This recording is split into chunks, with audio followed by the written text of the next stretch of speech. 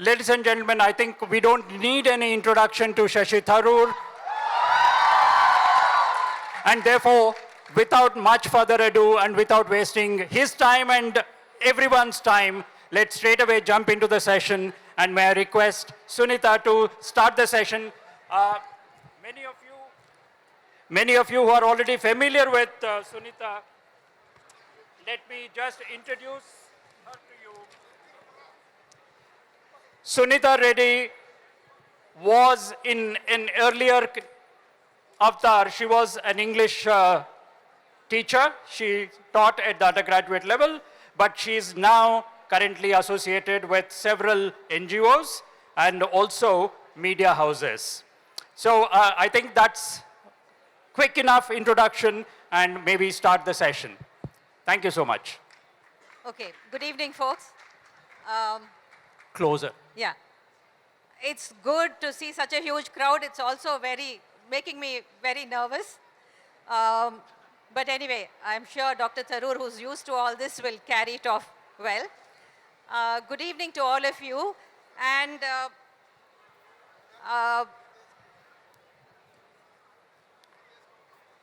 Dr. Tharoor. Much better sound there. Yeah.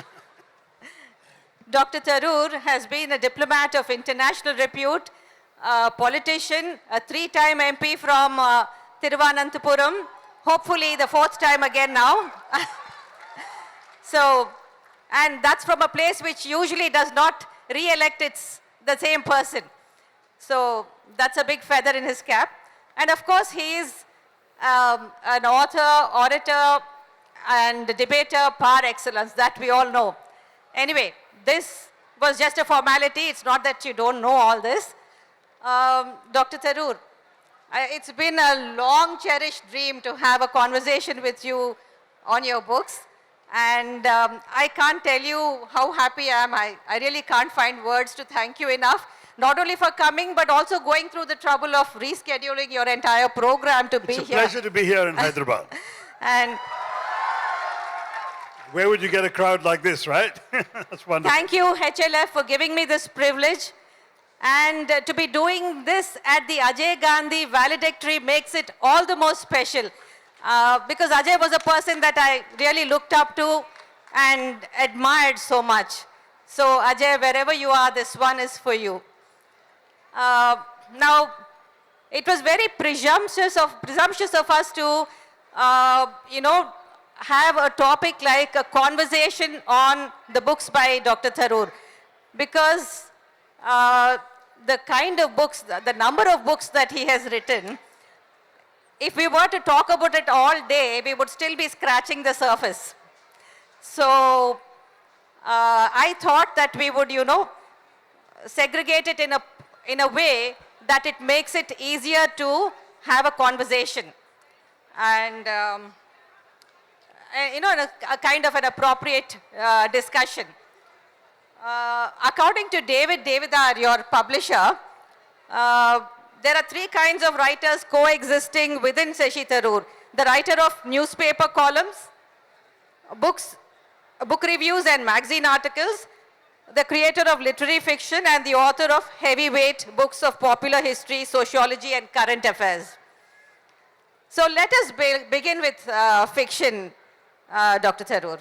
Now, I was still reading your columns way back, almost 3 decades ago, when I happened to find this novel, get this novel and read it, the great Indian novel. How many of you have read this? Yeah, of course. So we did it in our book club, and these are my book club friends here, almost 12, 13 years ago. And I remember it was such a hit. I mean, there was every line which we were reading out to each other and laughing hysterically, trying to, place the characters. So it was a wonderful read. So, brilliant is not the word. It's like, satirical. It is, what do you say? It's like, it just blew us away. So I wanted to ask you, first of all, though it's a very old book, I want to ask you how you conceived of the idea of weaving myth and history together to tell a new tale. Right. I mean, where do ideas come from, right? I think any of us could have our own theories as to how they come, but I happen to be reading a very lively translation, or as the author dubbed it, a transcreation of the Mahabharata by Professor P. Lal. And while reading it, it struck me, gosh, this is so lively and racy, it could as well have been taking place in our contemporary India.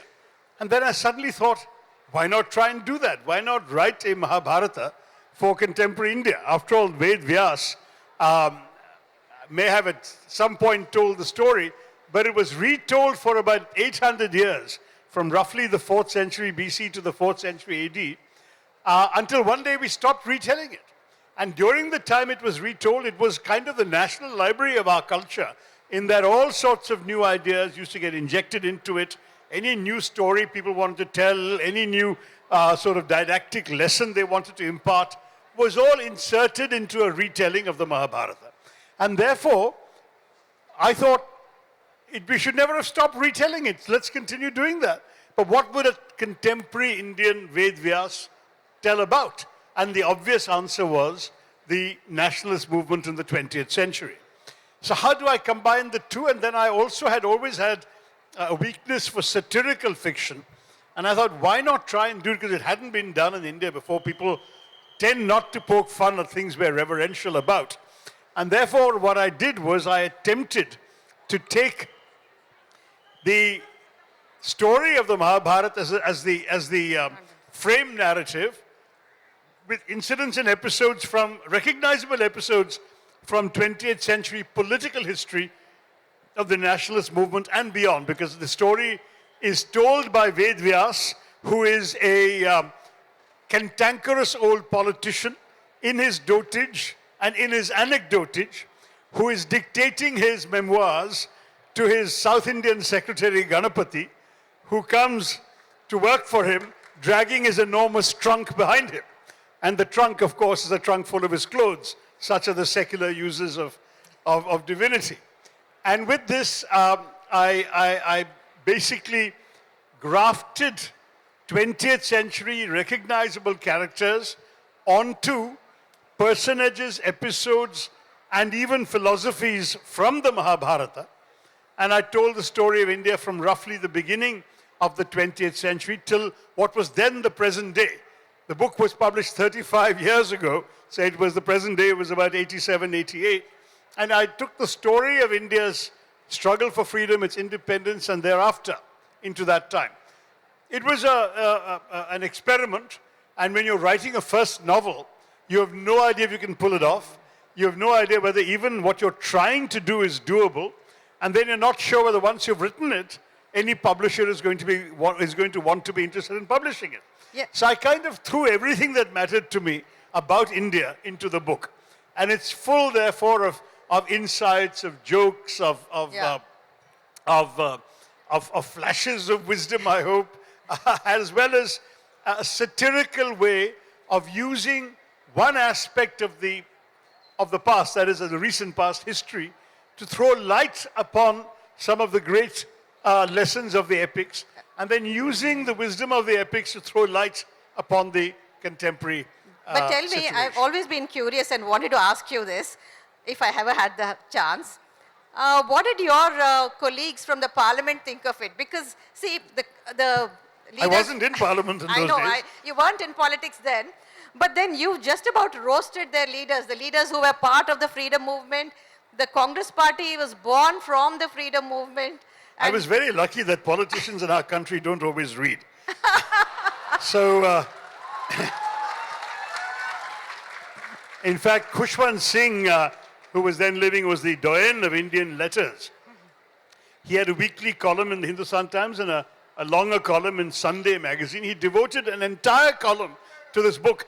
And he said it's one of the greatest books he's ever read, etc. But he also said, go out and buy it immediately because it'll be banned within the week. Which was not what I wanted to hear, as you can imagine. But it wasn't banned, it wasn't... No, fortunately, elections were called. Everyone was far too busy attending to... It was also the Congress government It was October 89. Yeah. So everybody was too busy attending to their own constituencies and their politics. And therefore, I escaped. And by the time I think people woke up to the sacrilegious contents of it, I don't mean sacrilege only in the religious sense, because I do argue in many interviews I've said this, the Mahabharata is not a religious epic unlike the Ramayana. It's a secular epic. Because every character in the Mahabharata except Krishna is really a secular It was figure. more blasphemous in the political sense. Exactly, you got it right. Yeah. And so it was more a question of political sacrilege. By the time somebody woke up to that, it had already been very widely reviewed. It was a bestseller, whatever that meant in those days. We had It a more won- liberal government. It already won awards. Well, we had a very unstable government because VP Singh won that Oh, yeah. election. And so they didn't have time to worry about fighting about books. Anyway. So I'll leave your other fiction books aside because they don't match up to the brilliance of your first Oh, one. I disagree. I disagree. I urge my readers to go and read them and then tell Sunita whether you agree with her or not. Each No. one is very different from the next. Because I've always believed Yeah, that the very word novel implies the need to write something new. New. And because for me, the telling of the tale is as important as the tale itself. In other words, Yeah. the way the story unfolds. In each one, I've experimented with form and style and so on. And I stand by whatever I have achieved in each of those But books. you set the bar so high with your very first book. But then let's let's move on to your biographies. Like I said, I wanted to categorize your books so that, you get a little bit of everything. Among your biographies, the one you've written on Nehru, the one you've written, I don't know if you would call it a biography, but on the Prime Minister today, Modi ji, the one you've written on Ambedkar, I thought all three of them were brilliantly written. Thank you. And Nehru's biography, it's so concise and yet so comprehensive. I don't know how you managed to bring in everything in that slim volume. And then you also have so many endearing anecdotes filled in here and there. It was a delight to read, Dr. Tharoor. I was Thank you. so what, I know you admire the man greatly, but you also managed to bring in some of his shortcomings. How That's did right. you manage to do that? No, because, well, first of all, I wasn't in politics. I wasn't worried about who I was offending. But also because I think if you want really to have an appreciation of a human being's life and achievements and work and career, then you have to see them whole. There's no point in glossing over their defects. So both in the Nehru book and in the Ambedkar book, I have not hesitated to point out to those qualities which I believe fell short of the very high standards that they mostly attained. And that's something which people who believe in sort of what Ambedkar used to call the bhakti of individuals, Yeah. people who believe in worshipping the people they admire, they won't like it. But most objective-minded readers will be happy to see that the picture is a complete picture, that I don't shy away from mistakes, Yeah. mistakes of judgment, mistakes of temperament or behavior. And at the same time, I obviously infuse my writing with an enormous amount of admiration in the case of Nehru Yes. for his intellect, his extraordinary vision and his writing, and in the case of Ambedkar for the enormous grit and tenacity and hard work with which he overcame the most astonishing Yeah, we are disability. coming to that. But I wanted to read out this line from another book of yours, Pride, Prejudice and Punditry, in which you talk about, there's so many people denigrating Nehru right now. So you tell them, it is like throwing pebbles at a mountain. They cannot even begin to dent the scale of his contributions to India. I thought that was so well said. Thank you. Imagine saying anything about Nehru. Yet there are people who've made a cottage industry out of doing exactly that. Yeah. And I thought your biography on Nehru would be the best. But then I was proven wrong. You proved me wrong by writing this book, The Paradoxical Prime Minister on Modi. I think it's beyond brilliant. Very kind, thank you. Every line, I was reading this. I don't know why I waited so long to read it. I just read it a few days ago to prepare myself for this interview. And Oh, it's 5 years old. It is. And I was telling my friends, I said, I don't know what line to quote from this because every line is quotable. Thank you. And it's full of such wonderful epigrams, Like, I think, and you've done such a brilliant job of showing the paradox between myth and fact. So can you tell our audience a little bit about that book? Well, it's actually probably one of my less known books because it was seen by many as purely political, whereas that is not what I was trying to be. Yes, of course, it's about a prime minister, and therefore his politics and his beliefs and his life are all relevant.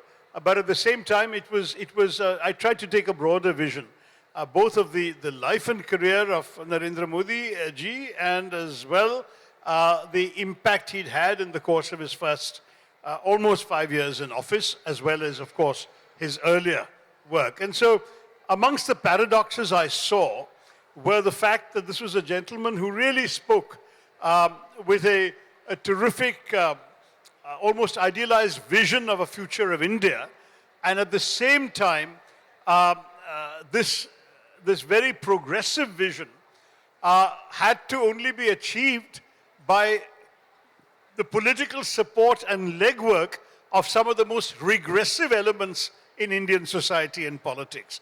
And I thought that paradox he would never be able fully to overcome. And I felt that in the first term, that had already been borne out. So the book was published, if I remember right, in very late 2018 or early 19, just before the elections of 2019. And it was therefore seen very much in that context, and perhaps many people therefore may not have read it. I wish more hope you people now had read read it, even though much of the data can be added to, because I've not covered the second 5 years since those hadn't happened. But I think you will find that most of my insights and arguments have remained, I believe, accurate even in the 5 years after. Absolutely. And it's a tragedy that more people did not read it before the election. I don't know if it would have made a difference. Do readers determine election outcomes? Sadly, I'm not sure that's true in our country, but anyway. There was Akar Patel's book, you know, The Price of the Modi Years, which was published in 2021. I hope people read that as well. But the sad fact is that the right people don't read these books. Yesterday there was one person here, I'm sure he's among the audience. I forget his name now, but it was, Hindutva Pop. The name of the book was Hindutva Pop. Yes. And Kunal Purohit wrote this book. I've met the young man, and he told me. Yeah. So he was saying that this book is about a singer, a popular singer, a writer, and a poet. And how he managed to drive the Hindutva sentiment into the crowd, and became and popularized it to such an extent. Why does it not happen with the liberals, with progressive thinking people? Why don't they find such audiences? I think some of them do, but you're right. I mean, the ecosystem is now stacked very much against people of those kinds of views. And you've seen, I mean, even stand-up comedians have been banned and driven out of Absolutely. income-earning opportunities. And therefore, this kind of intimidation tends to silence their voices. If you want to get your message across to the general public, I think the techniques the BJP has demonstrated work are available to everyone. I mean, yes, you can pay people to set up massive WhatsApp groups and then bombard them with information, not necessarily accurate or truthful, but which gives your point of view repeatedly to select audiences. And indeed, you can get the message out through memes, through jokes, through songs. And songs, Cinema. especially if they're catchy tunes, can actually resonate with people for a long time. So those are available, but somehow the system has put us in a position where many people, including creative people, think twice or three times before launching themselves on a path that might actually attract the negative attention of the authorities, the tax officials, the local police, the people who schedule and book shows, all of these things, and then they tend to hesitate. That is what's happening in our country, I'm sorry to say. Moving on to the next biography that I really loved on Ambedkar. It was so difficult. I mean, it would have been so difficult for you to write a book on somebody who is so highly venerated, but, you know, write it very truthfully, bringing out facts, not making it sound like a hagiography. It would have been really difficult to do that. And you included this chapter, which I liked, you know, on the book written by Arun Shourie, where he calls, the name of the book is... Worshipping False Gods. False Gods. So by bringing in that, you managed to somehow bring in the, the critical perspective also. And Well, I thought it was important because, again, Ambedkar himself did not want political leaders to be worshipped. He didn't even want there to be statues. One of the great ironies, Ambedkar said that wherever you see statues of great men, and the same place below the statue you see great misery and poverty and suffering. So there shouldn't be statues of great men. And the irony is today, there are more statues of Ambedkar than any other Indian except possibly Mahatma Gandhi, and even that's not clear. Because there is no village in India, north or south, without at least a bust of Ambedkar in some public place. So he has been venerated, you're quite right. And the truth is that that veneration also has put him a little bit beyond the pale, in the sense that people believe that criticizing Ambedkar is somehow an act what the Thais regard as a crime, insulting the king, lèse majesté. So this is a kind of act of lèse majesté in our own country. And I think Ambedkar would not have wanted that. He enjoyed give and take. He enjoyed argument. He enjoyed challenging people and being challenged in turn. And I think he would have liked people to stand up to him. I'm not sure that he would have wanted to wade through the 770 pages of dear Arun Shoury's book. I mean, Arun is a brilliant man, but I think he does tend to go on at considerable length. His basic message could have been said in one paragraph, which is that he basically felt that Ambedkar had collaborated with the British rather than supporting the nationalist movement. But Ambedkar made it very clear. He said, I'm for freedom, but freedom for whom? I don't want freedom for my people to be oppressed by a new elite, sort of upper caste domination. So I want to see my people liberated before the others come to power, so they don't end up oppressing my people. And I'm so glad that's you why addressed it was it. so important that he was given such a major role in the final constitution. He himself later disparaged his role, but I think that was his typical sort of tendency to get irritated, which he did from time to time. In fact, he was the one who actually wielded the final pen on every article, and he is the one who had to stand up in the Constituent Assembly and explain, answer questions, and defend every single article in the Constitution. It was an amazing task he took on, and that's one of the reasons why it is infused with ideas that mattered to him, ideas of social justice, ideas of fraternity. He's the one who inserted the word fraternity, which, as you know, means brotherhood, because he felt that in India, we did not have enough brotherhood amongst people, that people of one caste did not consider themselves brothers of people of another caste, that people who followed one faith might not necessarily see a fraternal relationship with people of another faith. He wanted that to be overcome, so he put the word fraternity into the preamble. It was a matter of profound importance to him. All of these things, and of course his emphasis on affirmative action. We got the world's first and farthest reaching affirmative action program in the reservations for Dalits. Yeah. And that was very much Ambedkar's contribution as well. Absolutely. Though he thought 10 years would be enough, and now 75 years later, we realize it's not enough. But still, the truth is that he had a very profound impact on who we are today as a nation. I'm so glad that you wrote this book because, after reading Arun Shoury's book, I wanted someone to counter it properly. And even if you've done it in one chapter, it did a great job. Thank you. So, thank you. Another book which is very special and which I think everyone should read, of course, Thank you. the Battle of Belonging. This is something that I found you've brought in so much of perspective from different directions about what is happening in our country. Ideas of nationalism, patriotism, and all these things. Can you give your own definition in your words? Sure. Actually, this book I am very proud of, so I'm glad Sunita brought it and mentioned it, because it came out during COVID and it largely sank without a trace. And I really want you all to read it because it is one of my I couldn't have written it were it not for the COVID lockdown, which gave me the time to immerse myself in a vast amount of research on and off the internet. And there is a great deal in this book. The first 100 pages is an explanation and sort of the evolution of the very concept of nationalism worldwide, globally. Then I talked about our nationalism, which started off as a classic anti-colonial nationalism, but then through the Constitution, after independence, converted itself into what is called civic nationalism. Now, what is civic nationalism? It is nationalism that rests on a constitution and on institutions. Whereas the alternative in many countries, particularly in the 19th century, was ethno-religious nationalism, which meant the nationalism of a particular ethnic group or a particular religious group. And these are two fundamentally contradictory forms of nationalism.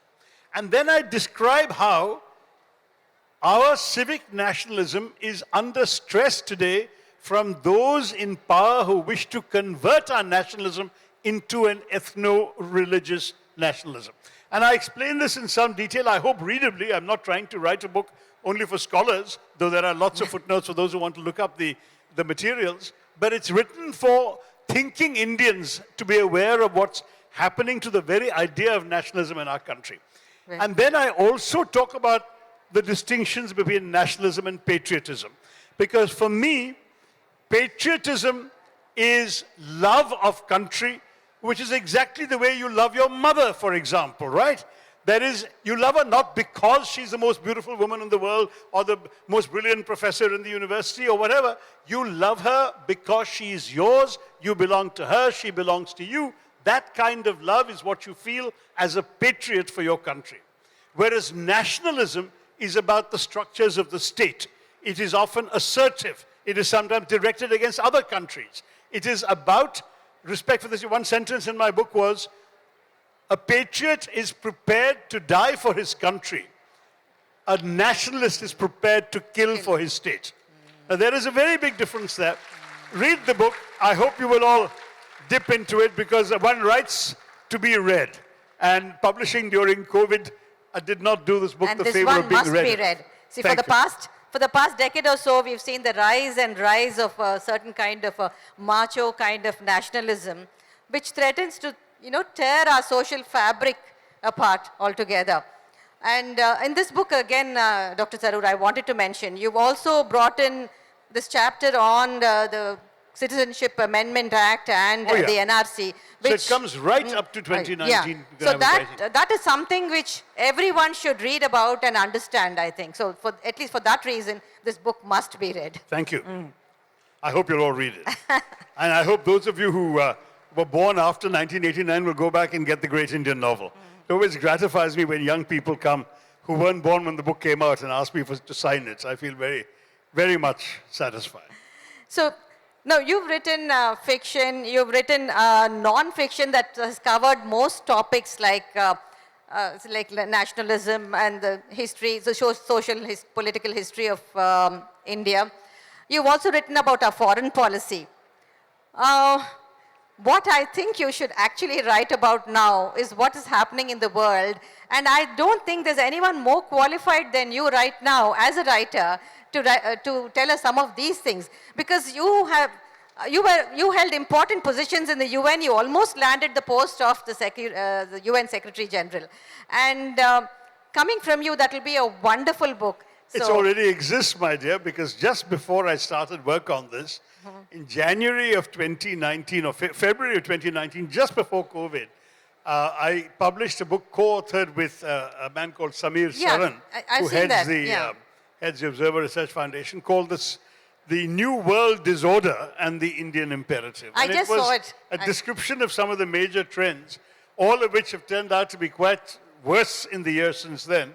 And, of course, a somewhat more hopeful expression of India's ability to contribute to this, which sadly I think India has gone in a very different direction since I published that book.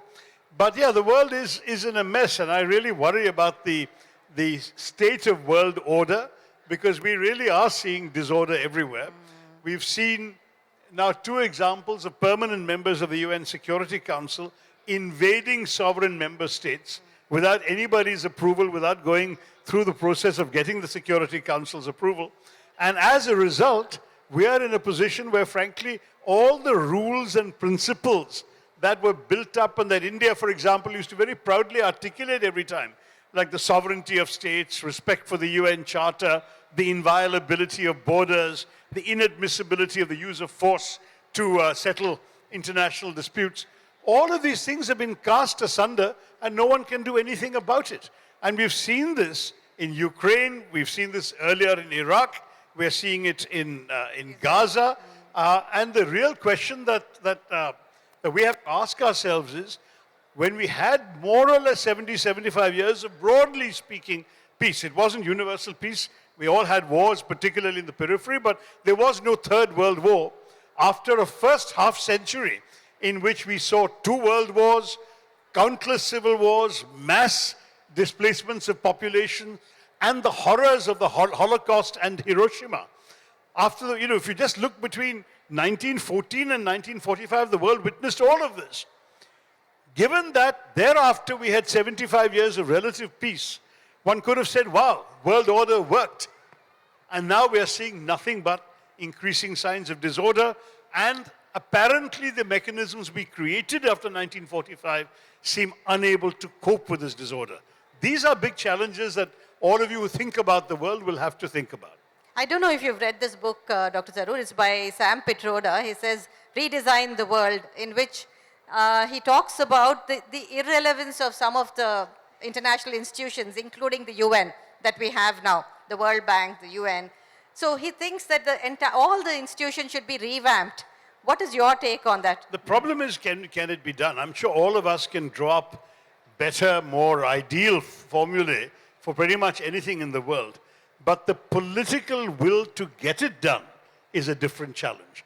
For example, could the United Nations be created in today's divided world? No way. If it didn't exist, we would not be able to create it, because countries would not be able to sit around a table and agree on something as far-reaching as an organization to which they are all bound, and which has a body like the Security Council that can intervene in those countries. Those days are over.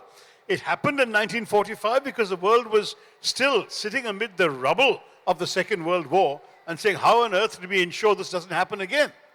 Today, that imperative is gone, and there's no real pressure. I mean, I would love to create a better political system for our country than what we've got now, but who's going to sit around doing it? We just have to work the institutions we've got better than they're working. Because honestly, it took something like the destruction of the major countries in the Second World War to create a United Nations. So it would be a disaster to sit in a drawing board and draw up something else, because you'd never be able to create something that was once created, because at that time there was the political will. But you do show your frustration on the UN sometimes. I saw your interview where, I think 3 months down the line after the Ukraine war, you were saying that I said it at the time. I mean, Yeah. the British and the Americans for 7 weeks had been shouting from every available rooftop that the Russians were amassing their forces and a war on Ukraine was inevitable. Yeah. And my frustration is, why didn't the UN Secretary General hop on a plane at that time and go to Moscow, go to Kiev, and try and prevent this? Find out from the Russians what were their minimum irreducible demands, go to the Ukrainians and see how much they're willing to compromise, settle it that way. Instead, what we've seen, unfortunately, has been ineffective inaction, whereas once the war broke out, everybody started, beating their chests and wailing and saying how terrible.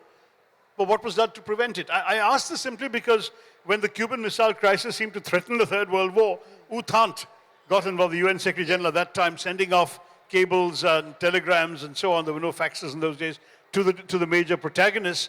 When Bill Clinton first threatened to bomb Iraq in 1998, Kofi Annan, who was then the Secretary General, hopped on a plane and went to Baghdad to try and see if he could persuade Saddam to cooperate with the UN weapons inspector, atomic energy inspectors, so that the bombing could be foreseen. So it's not right to say that every time a permanent member is involved, the UN can do nothing. The Secretary General has some room for maneuver, because the Secretary General has kind of a role. Somebody once called him a secular pope. And as a secular pope, the Secretary General carries a moral authority which he could have tried to exercise. If he had tried and failed, no one could have blamed him. But he can be blamed for not trying at all. Absolutely. So, since we don't have the time to go through your books one by one, there is one topic that I would really love to discuss here, and which I think everybody would really like to hear from you. So you have this reputation, or at least acquired this reputation quite recently for me, of someone who uses fancy words. So, so, That was today. but your flamboyance, sadly, works against you is what I think. Why? Because, no. See, because let me tell you what I feel.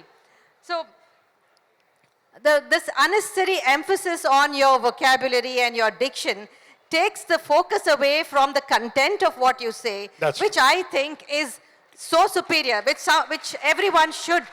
And many people are put off and they don't even attempt reading your books because they think it's something beyond comprehension, something which they can. Let me assure you that is not the case. He writes in the most simple, direct, lucid, clear way that I can think of.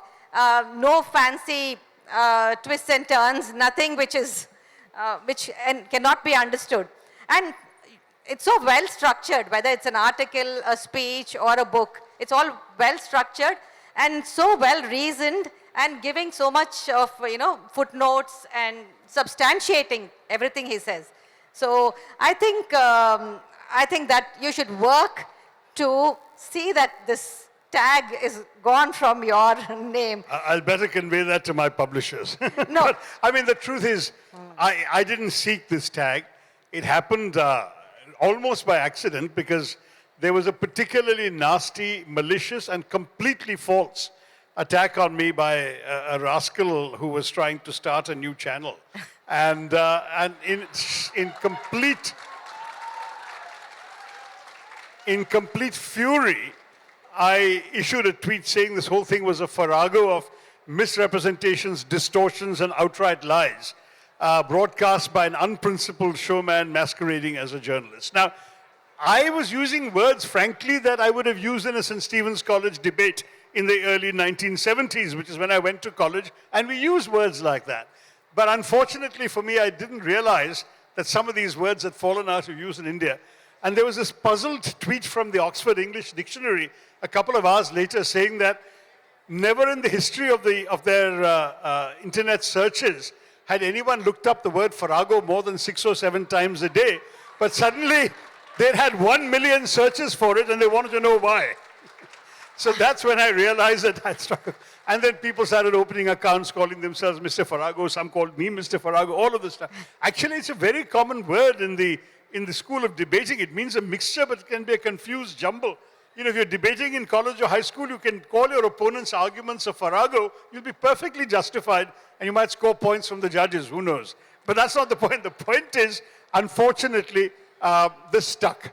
And then because it stuck, people started, making jokes out of my alleged vocabulary. And there were some fairly funny ones, which I must admit weren't bad at all. I mean, the one that I like, I don't know who came up with it, but that went around the internet for a while was, I used to think I was poor, then I met Mr. Tharoor and I realized I'm impecunious. I mean, it's silly, but it's funny, that kind of thing. So, and there were a lot of these that are cartoons, that are memes. Anyway, forget that. My publishers also latched onto this, and in fact, when I was releasing a book, it was in fact The Paradoxical Prime Minister. And my publisher wanted me to issue a tweet about it so people would notice the book was coming out or was available. I thought, since I'm saddled with this reputation anyway, may as well put it to good use. So I tweeted the book cover and said, this is more than just a 500-page exercise in floxinosi nihilipilification. But I did explain that that was an invented joke word of the 19th century, which meant the act of estimating something as worthless. So I was saying, I'm not just saying Mr. Modi or the Prime Minister is worthless. I'm trying to say much more than that. Read the book. And it had the effect of getting the book noticed. But the price I paid was that for years afterwards, parents would be wheeling out their little toddlers to recite floxinosi nihilipilification to me. So I can't tell you that that was a great idea.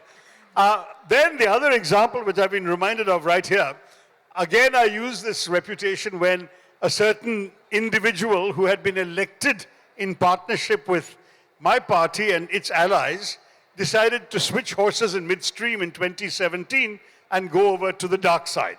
So at that point, without using any names, didn't name a place, didn't name an individual, I just said, word of the day, Snollygoster. definition, shrewd, unprincipled politician, first usage, US 1845, latest usage today. And that's all I needed to say. Everyone knew what I was attending, and it got, retweeted thousands of times, and people enjoyed it. So I had to sadly reissue it again today, saying I didn't realize it was going to be the word of another day. Sometimes I wonder. So I get so agitated when someone brings up, your use of fancy language, like as though it's some... But I do it as a joke, Sunita. I know. And the funniest thing is that, as you rightly said, I'd like to think of myself as a communicator, and you can't communicate if you're not understood. So the whole purpose of effective communication is to speak in terms that people can understand. So far, I haven't seen anybody walking out because they'd forgotten to bring a dictionary, right? You're all listening to me. I hope you understood what I'm saying.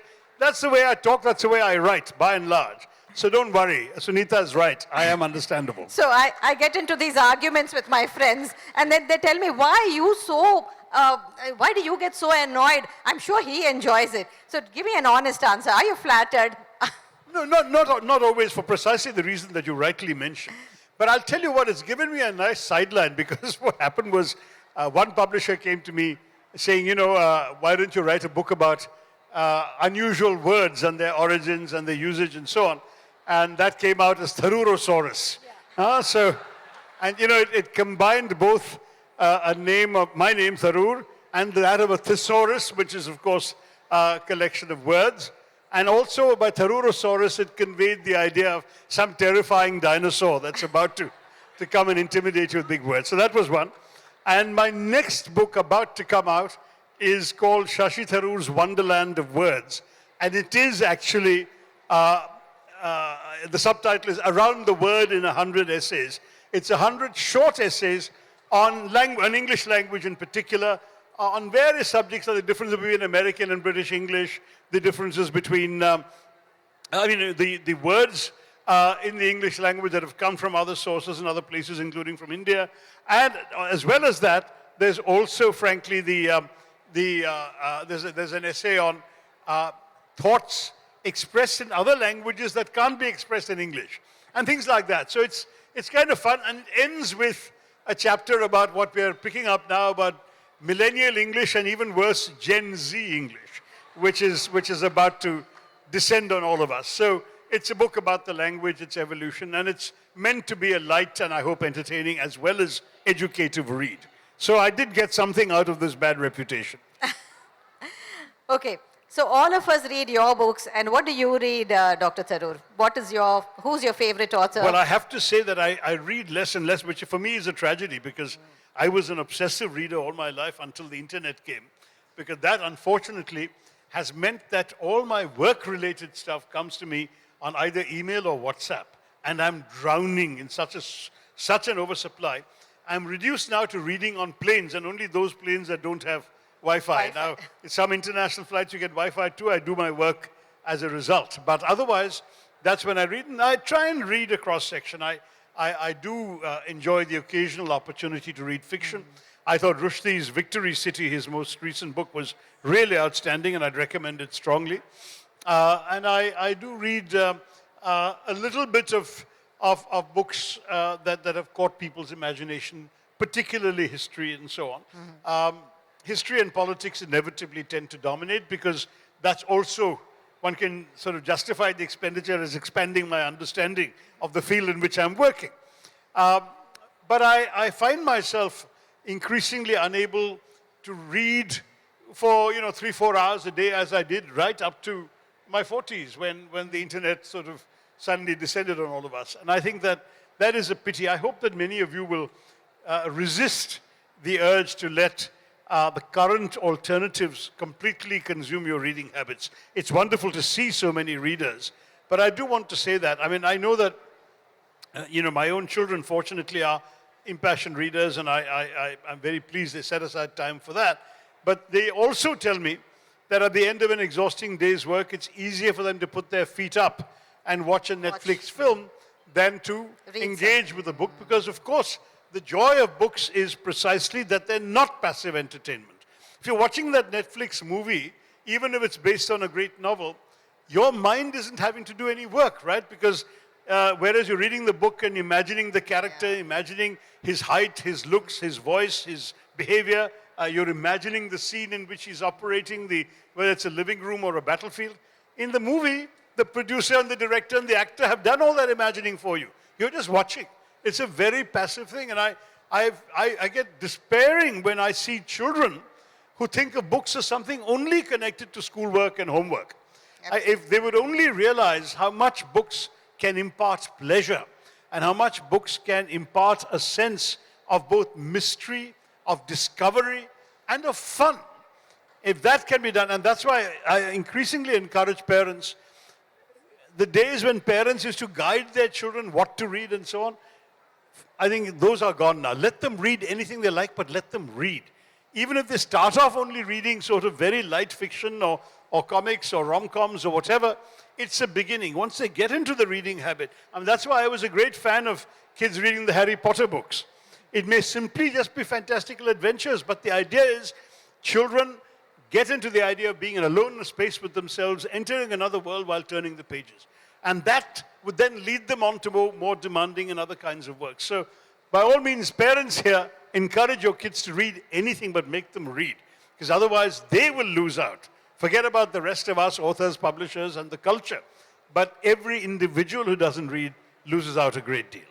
I was going to ask the last closing question as some words of advice to our audience, but you've done that. But any word of advice to our writers as well? We have some young writers here. No, actually, every time I'm asked for words of advice, including by those who want to say, tell us a new word, I always tell them an old word, and that is read. And I really think the more you read, even today somebody asked me for that advice, for somebody, his brother had sent him a WhatsApp message saying, how do I acquire such a large vocabulary? And it's very simple, read. The more you read and the more widely you read, the more words you come across. And very often, of course, you come across the same word in different contexts, different nuances, different usages, and you understand how it's meant to be used. And the only way you'll appreciate good writing and know the difference in good writing and bad writing is if you've read widely enough to know what you like and to know what's well done and to know what's good and what's bad. So by all means, read. It'll do all the wonders for you. It'll help you enter other people's worlds that you've never experienced. It'll give you a whole lot of insights. It'll give you as well a useful vocabulary. And once you've done that, and I do want to say to writers, I don't think you can be a good writer if you're not also a good reader. Because reading also shows you what has been done and how it's been done. And then you can decide for yourself whether you want to follow in someone's footsteps or you want to depart from them. You want to invent your own mode of storytelling.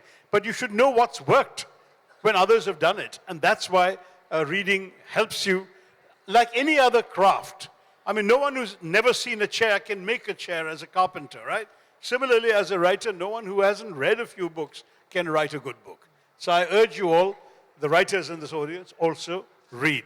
The students who want a better vocabulary, read. And all of you, please read me. Thank you. Wonderful, wonderful. Thank you so much, Dr. Tharoor. It's been such a pleasure. Thank you. It's a pleasure to be here, I might add. It's a wonderful, wonderful city and great people. Thanks.